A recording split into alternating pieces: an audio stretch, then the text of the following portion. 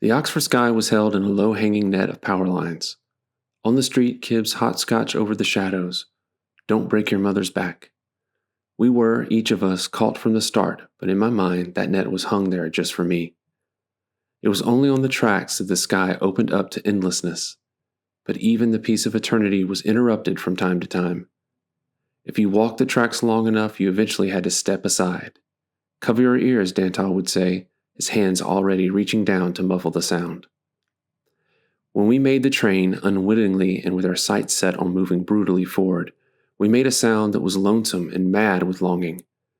A call that could travel for miles, shifting the ground, pushing the air, like the call of animals living many fathoms apart. Daddy was a pole climber for the power company. A mistake in his line of work could be fatal. Could I blame him then if his expectation was perfection?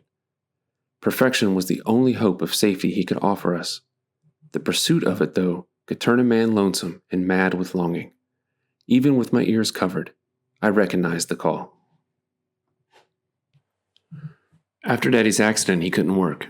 Mother was devastated to see him in his reduced state, but I was devastated by the realization that work was something any of us could lose.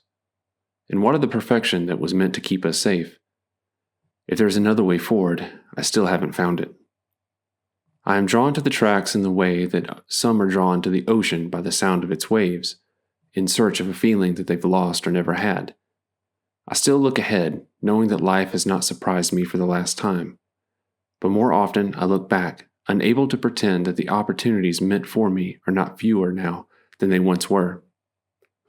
Behind me, I see a boy looking for a way out. I see Dantal with his hand on a boy's shoulder, walking on, never running out of advice or stories to tell. He was my first escape. Now he would tell me to keep going. But how do I move forward when there's still so much behind me that I don't understand? Railway ties once were held together by dated nails. It was a way of keeping track of how well they were holding up. There are people who collect these nails like beachcombers of years, and they value the oldest ones most. But I've never wanted the mark of time on my belongings. Newness is forward, and newness is ahead, and newness is an ongoing escape. But the thing about an ongoing escape is that it's never complete. In fact, it's tiresome.